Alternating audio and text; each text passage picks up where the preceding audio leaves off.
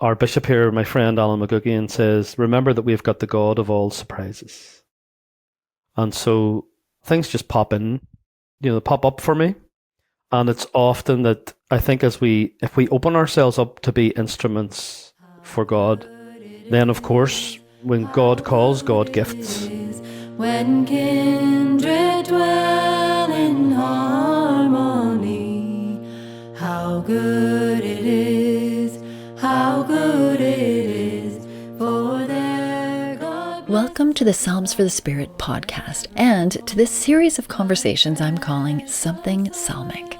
I'm your host, Kieran Young-Wimberly, an ordained minister and spiritual director, an American living on the north coast of Ireland. 15 years ago, I started working on a project called Celtic Psalms, and since then have arranged and recorded 44 psalms set to traditional Irish and Scottish melodies, along with my dear friends, the McGraths.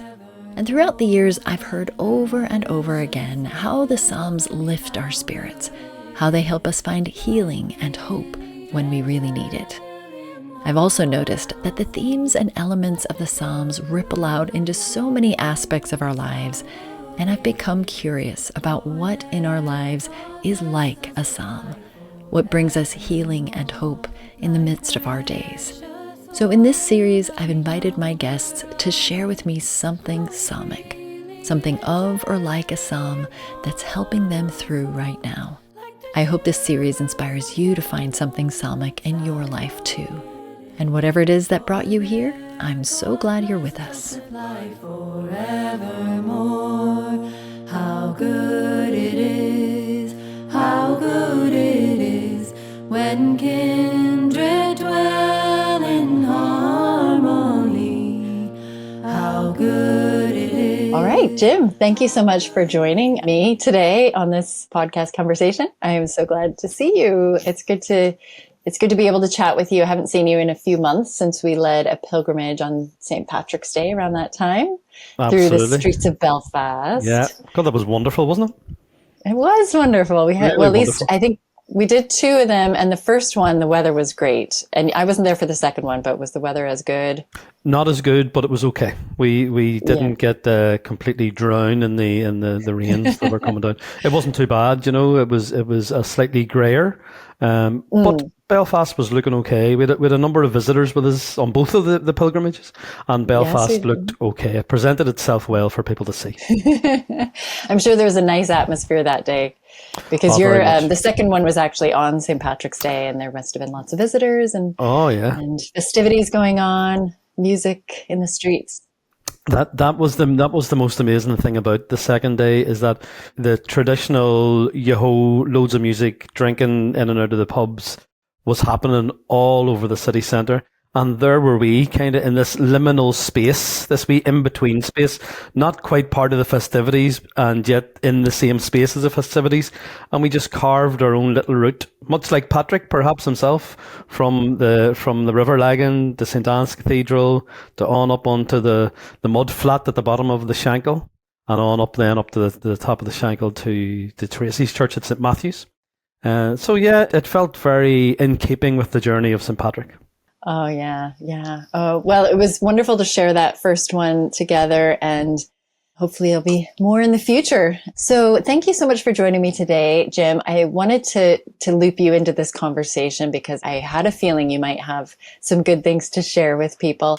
And so just as we begin, I was hoping that you would introduce yourself just in whatever way you like to, whether that be personal or professional, just so people know a bit more of who they're hearing from today. Surely, thank God. And at this stage of my life, I don't think there's much of a distinction between personal and professional. Right, it all just melds together. It was very clear in maybe the first half of my life, let me put it that way, where people would say, what do you do? How often men are a bit like that. We kind of define ourselves by what we do. And it was quite easy, because I could have said, well, I'm a social worker, which I was for 23 years or something like that. But back in around 2010, I got more deeply involved in the diocese where I live. So I'm a Catholic. I've lived in the Diocese of Down and Connor my whole life. And in 2010, we had just got a new bishop in Down and Connor. And Bishop Noel Trainer, who became Archbishop, Noel Trainer, who has since passed away, God rest his soul. But he had the good idea to listen to the people of the diocese around how they thought the diocese should move forward. In many ways, he kind of predated Pope Francis's idea of the synod that we're all engaged in the Catholic sector. He predated him for some years. And as part of that, my parish priest tapped me on the shoulder on a Saturday night and said, would you like to be one of the facilitators of some of the groups? And I said, yes, I will. And little did I know, but that night my life changed entirely by that simple, yes, I will. I came along, I began to facilitate some of the listening sessions. I met two people, again, who changed my life, Paula McKeown and the then Father Alan McGuckian, now Bishop Alan McGuckian. And we began then, back in 2010, what has become a very meaningful and precious friendship. And out of those listening sessions, it became clear that the diocese required an office and people to do things in the office.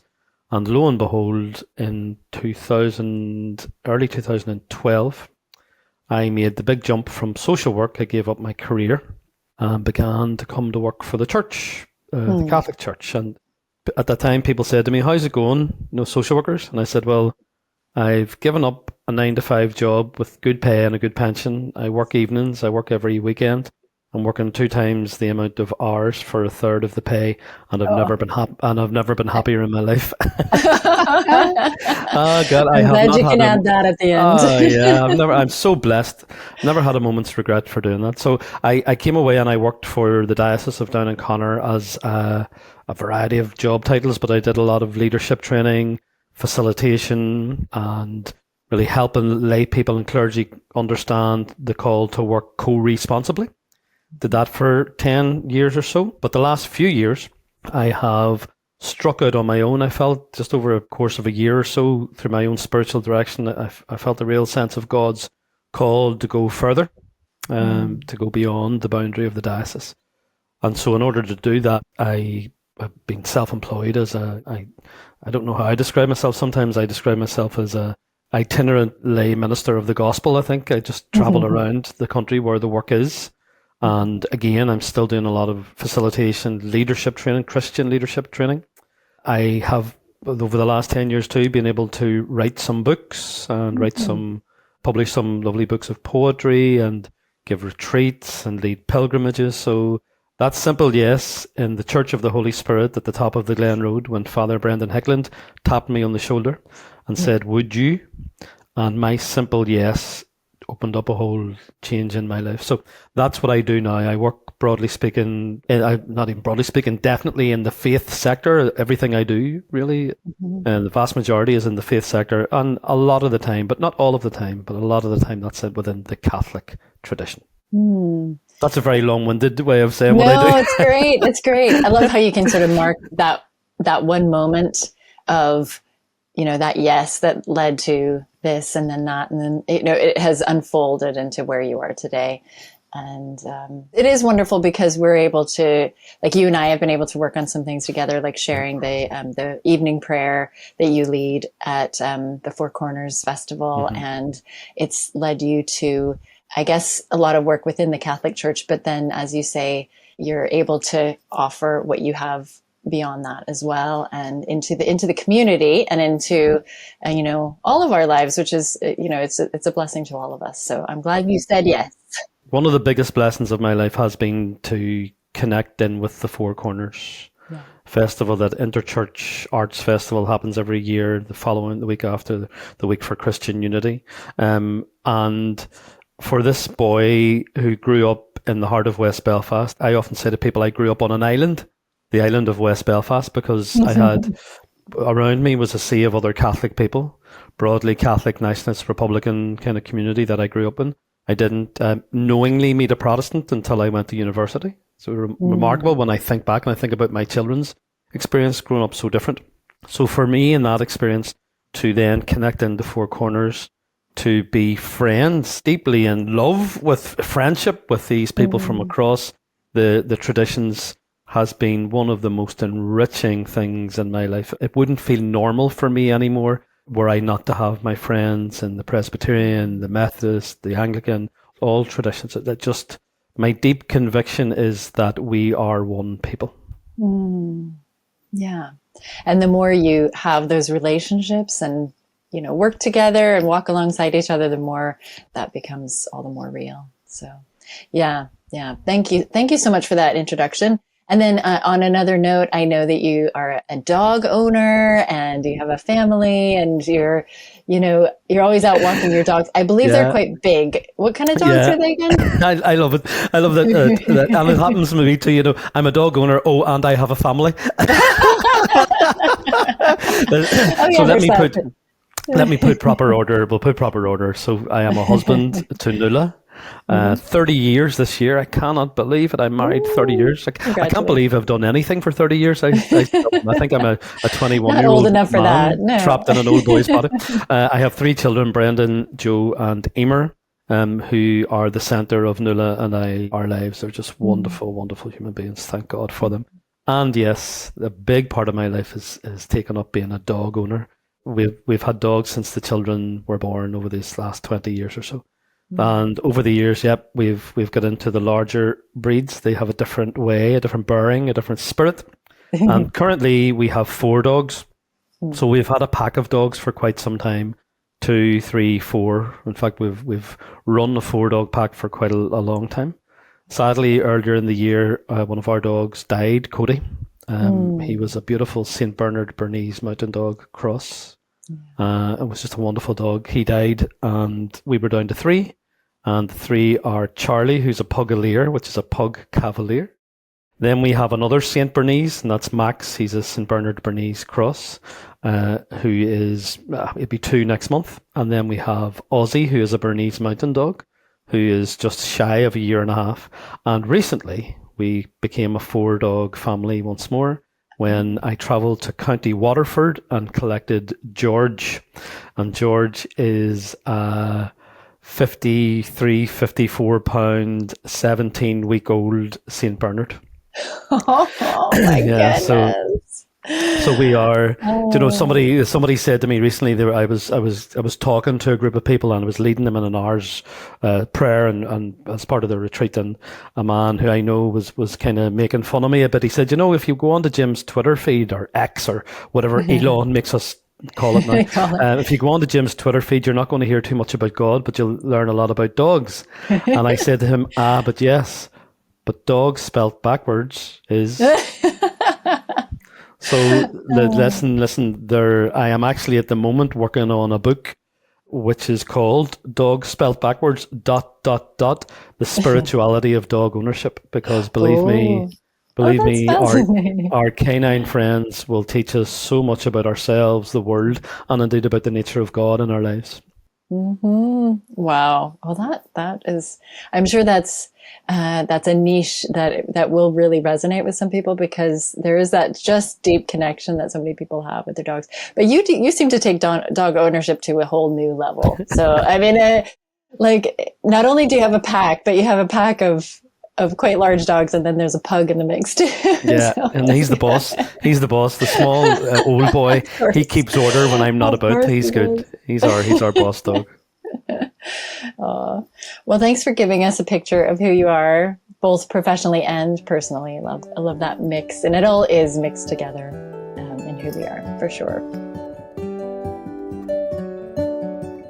Hi listeners, it's Kieran here. Thank you so much for listening to Psalms for the Spirit, and I hope you're enjoying this series about what lifts our spirits and offers us healing and hope at this challenging time. This summer, I am inviting you to join me for something special. It's called Summer for the Spirit, a season to cultivate well-being in body, mind, and spirit through daily practices and through community.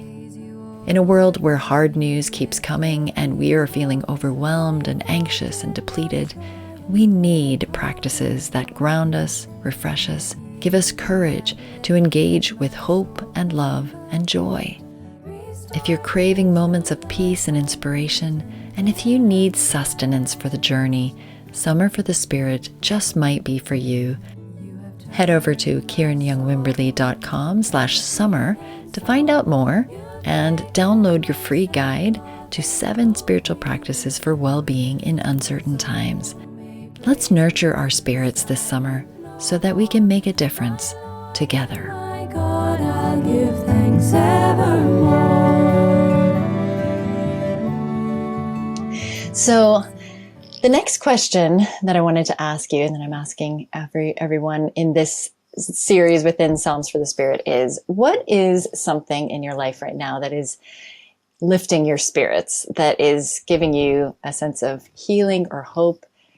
And I'm taking the word psalmic because it's a word I discovered recently after having done a lot of work with the Psalms. I was like, oh, there's a really good word out there called psalmic, which I think takes it to a bigger sphere. It kind of expands, when we think of something as psalmic, it's, it's like a psalm, it's of a psalm. It does something similar to us as what a psalm might, in that it tends to our spirits in that way. So what would be your answer to that today? What is something psalmic in your life right now? Well, to give a context to what I'm about to say, as a pastoral worker, working in the church in the way I do, I travel a lot. I travel, I'm often not at home, and often not at home at a weekend. And certainly over the time, this last 10, 15 years or so that I've been deeply involved in working with and for the church, in ways I've lost touch with my own parish community, my own church community here, simply by nature that I'm not about to volunteer as much as I did. I'm oftentimes not even on here on a Sunday for Mass. I might be somewhere else. And last Sunday I was leading a pilgrimage to Loch Derg and had my Mass in Loch Derg. So in ways I often find myself that I'm kind of a part of 100, 150 communities all over Ireland where I could walk in and people would know me. And yet at the same time, I'm a nomad. I'm a kind of wanderer. And community is dear to me. So I kind of, over the years, I've found myself a little bit adrift at times. So the psalmic, beautiful word, psalmic, I'm going to say it all day. The psalmic thing in my life, actually, it's wonderful to have had this opportunity to speak about this at this time, because it's something that's happening in my life that kind of sneaked up on me. I have become part of a community of people outside of the church that is just warming my heart. Oh my God! Is it Psalm 133? Is it?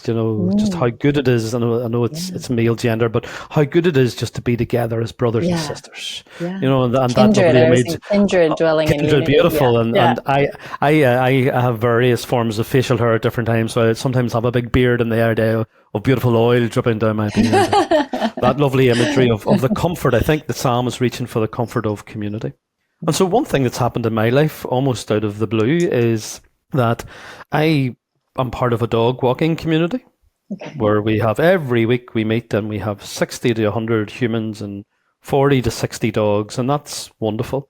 An offshoot of that is that there were a group of people who knew that I am a writer, and a couple had said, God, I'd really love to write, and an idea bubbled and brewed over a number of weeks, and there about 4 weeks ago became a reality that a young woman who works in the local cafe here said that she would like to co-host a creative writing workshop in the cafe with me. And so we sat and we planned. We had our first meeting 4 weeks ago. We had our second meeting last night, and oh my word, it is so different to the normal church world where I live all the time, with the jargon and the language of faith, which is wonderful. Praise be to God, thank the Lord, praise the Lord, hello sister and brother, and the language that we fall into in church community, which I love. Yeah.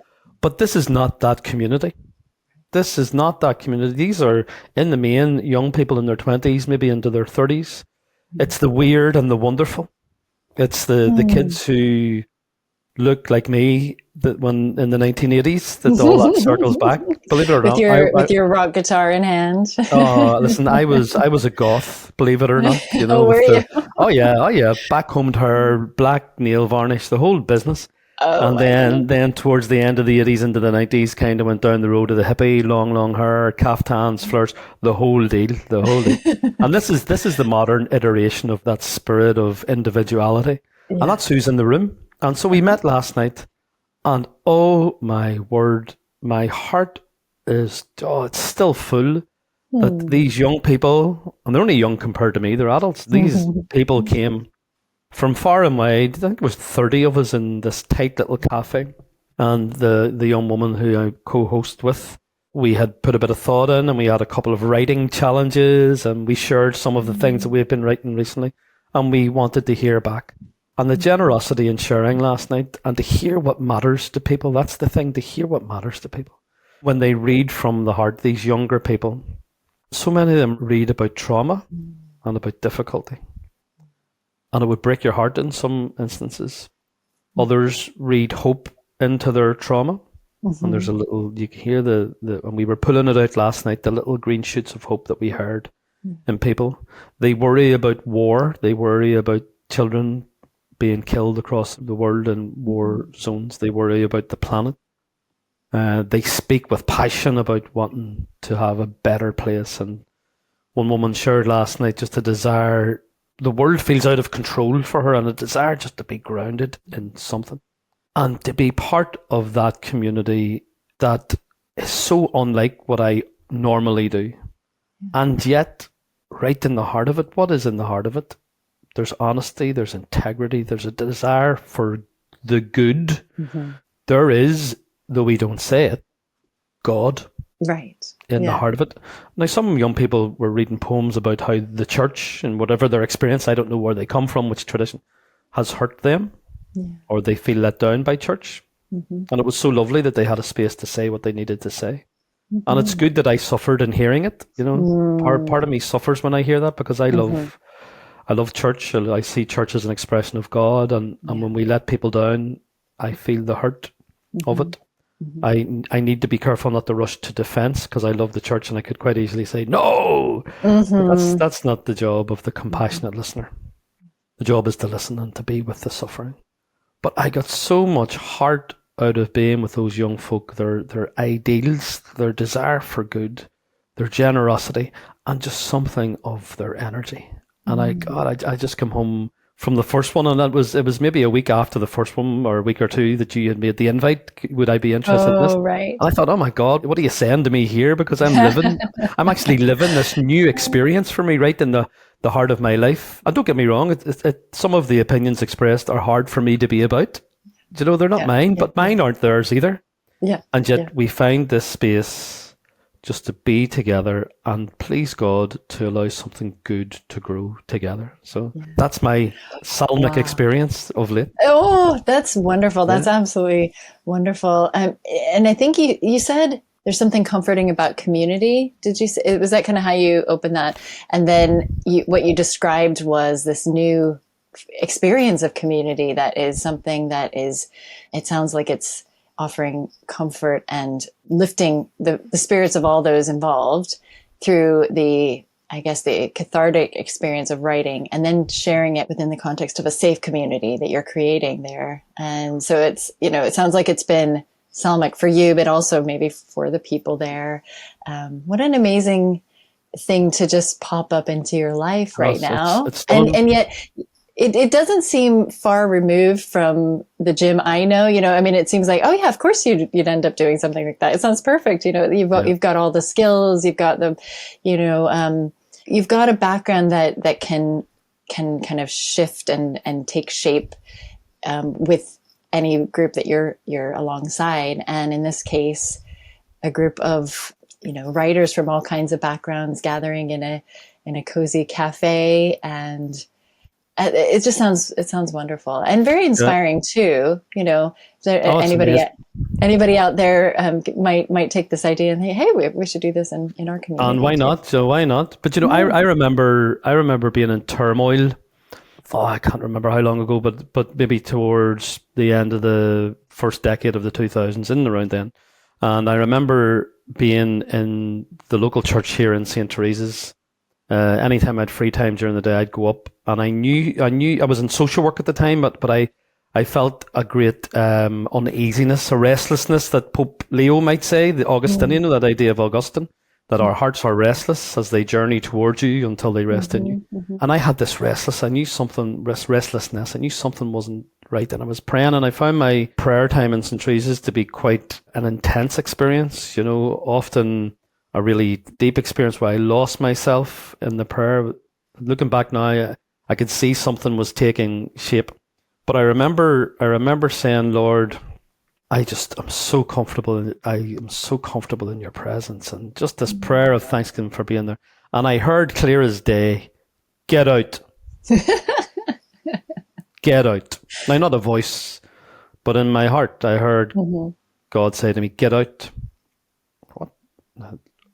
What became clear to me in the following days and weeks was God telling me to get out, to go out through the door, that there was something. And I remember at the time I said, Lord, I don't know what it is, but whatever it is you want me to do, I'll do. And I have not planned anything. This is a promise. You can ask my wife. I am awful. I have not planned anything to do with my work life ever since. I've never asked for work. I don't have a card. I don't have a website. I don't ask people for work. I don't do it. And yet, like this little writers group, which this is the part that doesn't surprise me, because our bishop here, my friend Alan McGuigan, says, remember that we've got the God of all surprises. And so things just pop in, pop up for me. And it's often that I think if we open ourselves up to be instruments for God, then of course, when God calls, God gifts. So of course something was going to pop up that I could do, of course. So in a way that it surprises me, but even processing it now with you, Kieran, it's not that surprising that this thing popped up. What surprises me is, again, in my heart, the other psalmic thing for me that's often the Psalms, of course, they console us and they pour oil in my beard, but they also disturb us, and they perturb us. They express our discomfort, our lament, our worry. And again, in my heart, the interesting thing in my heart, I'm feeling that get out thing I felt 15, 20 years, whenever it was. I'm hearing it, and God is putting me outside the church now at times. My big dog walking, doggy danders. Every Sunday, 1:30 p.m. at the Falls Park, everybody welcome. You don't have to have a dog. You just have to like dogs. Okay. But oh my God, the goodness in that. So it's interesting. I think I'm always in a moment of discernment in my life, and yet at the moment I feel I'm at the pointy end of a discernment. So I'm trying not to plan. I'm trying to say again, yes, Lord, and to go for the journey. And so far, it has been a wonderful journey. Well, that's very inspiring how your yes that you said years ago has led you to where you are. And even that it led you to that other kind of moment of epiphany when it was get out, get out into the world, get out of your comfort zone, get out of where you feel just at peace within yourself, because the point is to go out and interact with people and bring that goodness and that sense of peace and purpose that you had, and to share it with others and to ignite that in others as well. So it's really wonderful. Thank you so much for sharing all that, because I feel inspired. Yeah. No, thank you. And I had planned to talk about the little writing group. Everything else is kind of just coming out of me. I don't often share that part of my story. Or let me put it a different way. I'm not often called to share that part of my story. I'm happy to share. I'm kind of an open book in some ways. But I'm not often called to share this part of my story, so it's really lovely for me even just to remember it. Remember it, yeah. Sometimes things come out when you don't realize. All right, so Jim, thank you for that. And as we close, is there a word or phrase that you would like to kind of leave us with as we go today? Yeah, my favorite psalm is Psalm 62 that John Michael Talbot put the music in, Only in God. So I'd say probably just the words from that, just to remember in our lives that God is our stronghold. God is the rock in whom we can trust. I guess that's the word that I'm hearing myself say today, as much as saying to you, Kieran, I'm saying it to myself, that to remember that God is trustworthy. Yeah. Well, thank you so much, Jim. It's been great chatting with you, and I lovely. hope to see you again either God. in person or online and Yep.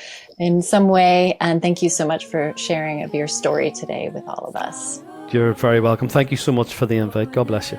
God bless. Bye-bye. With life forevermore, like precious oil running over our heads, flowing freely and gently upon us all, like the dew that falls down on Mount Zion. For there God blesses us with life forevermore. How good it is, how good it is, when kindred dwell in harmony. How good it is, how good it is, for there God blesses us with life forevermore. You've been listening to Psalms for the Spirit with me, Kieran Young Wimberly, with music by Celtic Psalms. If you enjoyed this episode, I would love it if you would leave a 5-star review so that others can more easily find it. And if you know someone who might be inspired by this podcast, please do pass it on. And finally, make sure you sign up for my podcast email list so you never miss another episode. Until next time, may our spirits find healing and hope in the days ahead.